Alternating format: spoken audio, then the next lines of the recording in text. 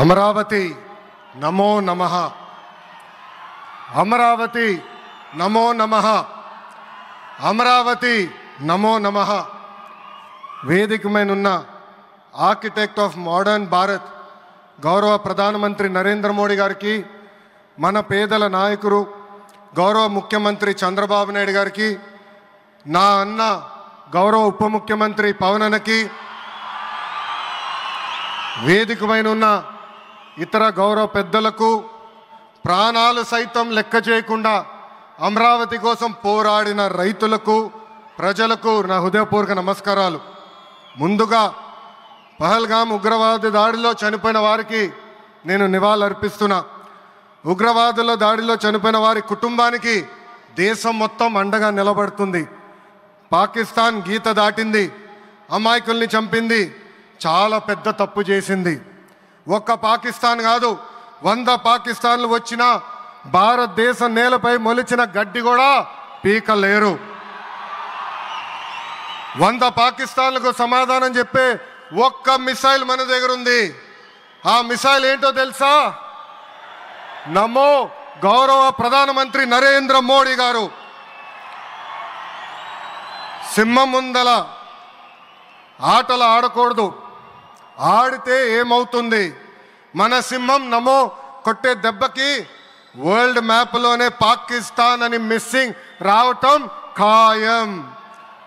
ఈరోజు పాకిస్తాన్ ఆర్మీలో పనిచేసేవారు కొంతమంది రాజీనామా చేశారు, కొంతమంది సెలవులు పెట్టిపోయారు. దట్ ఈస్ మన నమో. నమో కొట్టే దెబ్బకి పాకిస్తాన్ దిమ్మ తిరుగుతాం ఖాయం. ఈరోజు నేను గర్వంగా చెప్పగలుగుతున్నా, ఎంటైర్ నేషన్ స్టాండ్స్ విత్ మన నమో. కేంద్రం ఈరోజు కులగణన చేయాలనే నిర్ణయం తీసుకుంది. ఇది ఒక నిర్ణయం కాదు, ఇది ఒక సంచలనం. Wear others hesitated for decades, Namo acted, rewriting history with courage. True to his commitment to empower the marginalized and deprived, Namo's bold stroke will deliver social justice in its truest form. నమో గారికి ఆంధ్రప్రదేశ్ అన్న, అమరావతి అన్న ఎంతో ప్రేమ. ఇప్పుడు ఆయన ఢిల్లీలో ఎంత బిజీగా ఉన్నారో మనందరూ తెలుసు. ఆయన ఈ కార్యక్రమానికి వచ్చారు. 2024 ఎన్నికల్లో ప్రజలు ఎన్డీఏ ప్రభుత్వానికి 94 సీట్లు గెలిపించారు. అందుకే మన ప్రధాని నమో గారు ఆంధ్రప్రదేశ్ కోరిన అన్ని కోరికలు తీరుస్తున్నారు. మొన్నే విశాఖపట్నానికి వచ్చి railway zone, NTPC green project, Nakkapalli bulk drug పార్క్కి నిధులు కేటాయించారు. ఏకంగా విశాఖపట్నం ఉక్కు ఫ్యాక్టరీని కాపాడారు. ఇప్పుడు అమరావతికి వచ్చి నిధులే కాదు పనులు కూడా ప్రారంభించబోతున్నారు. మనం ఒకసారి గతం కూడా గుర్తు చేసుకోవాలి.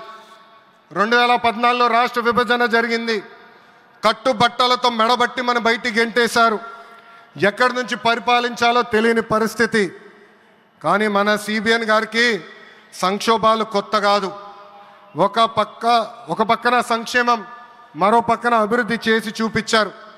అందరి ఆమోదం తెలిపిన తర్వాతనే అమరావతి రాజధానిగా ప్రకటించారు.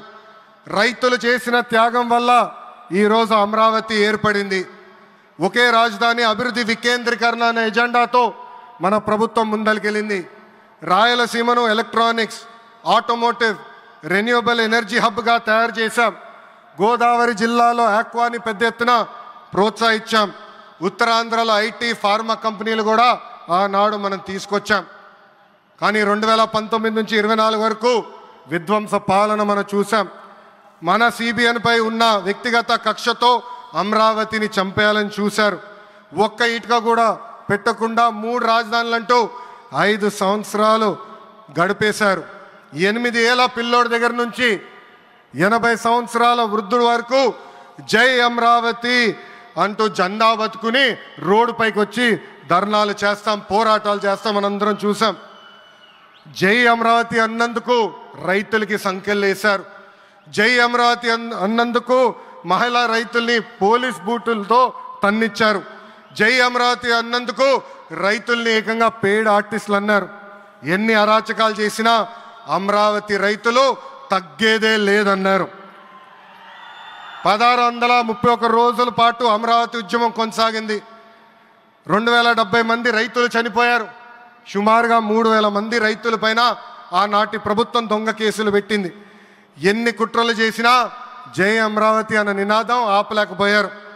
అయినా ఆపేదానికి పీకేదానికి అమరావతి ఎవరో ఇంట్లో పెంచుకున్న మొక్క కాదు, జనం గుండెల్లో దాచుకున్న ప్రజా రాజధాని. అమరావతికి శంకుస్థాపన చేసింది ఎవరు? మన నమో శంకుస్థాపన చేసిన అమరావతి ఆపే దమ్ము ఎవరికి లేదు. 1631 రోజుల పాటు పోరాడి అమరావతిని నిలబెట్టిన రైతులకి నేను ఈరోజు శిరస్సు వంచి నమస్కరిస్తున్నాను. ప్రధాని నమో గారి చేతి మీదుగా అమరావతి పనులు తిరిగి ప్రారంభం అవుతున్నాయి. ఇంకా అమరావతి అన్స్టాపబుల్. అభివృద్ధి వికేంద్రీకరణ అంతే స్పీడ్గా జరిగిపోతుంది. Polavaram, Visakha steel plant, Bhogapuram airport, Prakasam జిల్లాలో CBG plant, Kurnool high court bench, ఇలా అన్ని కార్యక్రమాలు జెట్ స్పీడ్తో జరుగుతాయి. ప్రజాప్రభుత్వం ఏర్పడిన 10 నెలల్లోనే 8 లక్షల కోట్ల పెట్టుబడితో వాటి ద్వారా 5 లక్షల మందికి ఉద్యోగాల అవకాశాలు కల్పించడానికి అనేక నిర్ణయాలు మేము తీసుకున్నాం, ఒప్పందాలు కుదిరించుకున్నాం. అంతేకాదు 16,347 పోస్టులతో మెగా డిఎస్సి నోటిఫికేషన్ కూడా ఇచ్చాం. 5 ఏళ్ళలో ప్రైవేట్ రంగంలో 20 లక్షల ఉద్యోగాలు కల్పించాలని ఒకే ఒక లక్ష్యంతో ఈ ప్రజాప్రభుత్వం పనిచేస్తుంది. ఆంధ్రప్రదేశ్లో ఇప్పుడు డబుల్ ఇంజిన్ సర్కార్ ఉంది. 2 పవర్ఫుల్ ఇంజిన్లు. ఒక పక్కన మన నమో, మరో పక్కన మన సిబిఎన్ గారు. అభివృద్ధి సంక్షేమం అనేది జోడెద్దుల బండి. ఎన్ని ఇబ్బందులు ఉన్నా సంక్షేమ కార్యక్రమాలు అమలు చేస్తూ అభివృద్ధి పరుగులు పెట్టిస్తున్నారు మన సిబిఎన్, మన పవన్ అన్న. ఇంకా మనకి తిరిగే లేదు. ఇది తెలుపుకుంటూ గౌరవ ముఖ్యమంత్రి గారు ఎప్పుడూ మన పైన ప్రేమ చూపిస్తూనే ఉన్నారు. మనం అడిగిన అన్ని కోరికలు తీర్చుకుంటూనే వస్తున్నారు. నాకు తెలిసినంత వరకు ఏ రాష్ట్రాన్ని కూడా గౌరవ ప్రధానమంత్రి గారు ఇన్నిసార్లు వెళ్ళింది లేదు.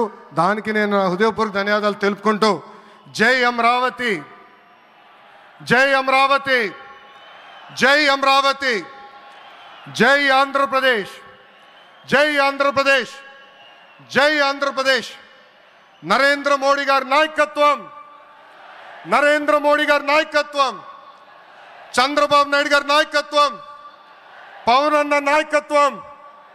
జై హింద్. అద్భుతం. ఒక ఉత్తేజపూర్వకమైనటువంటి ప్రసంగాన్ని అందించారు శ్రీ లోకేష్ గారు. ధన్యవాదాలు.